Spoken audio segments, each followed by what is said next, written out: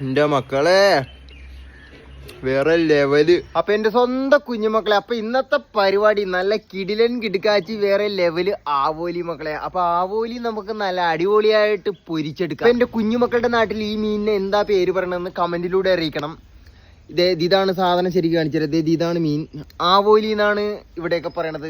Colvin ചേട്ടന്റെ വീട്ടിലും Colvin ചേട്ടനൊക്കെ ആവോലി എന്നാണ് പറഞ്ഞത്. എന്റെ കുഞ്ഞുമക്കളൊക്കെ എന്ത് പേരാണ് പറഞ്ഞത് കമന്റിലൂടെ അറിയിക്കുക. ആവോലി എന്ന് പറഞ്ഞു കഴിഞ്ഞാൽ നല്ല ഫ്രഷ് ആവോലി മക്കളെ, ചീഞ്ഞതും പിടിച്ചതൊന്നും അല്ല കേട്ടോ. നല്ല കിടിലൻ നല്ല അടിപൊളി ഫ്രഷ് ആവോലി. അപ്പൊ നമുക്ക് ആവോലിയും പൊരിച്ച് നല്ല അടിപൊളി ചോറും ഇട്ട് കുഴച്ച് പിടിച്ച് ഒരു തീറ്റ വേറെ ലെവലല്ലേ.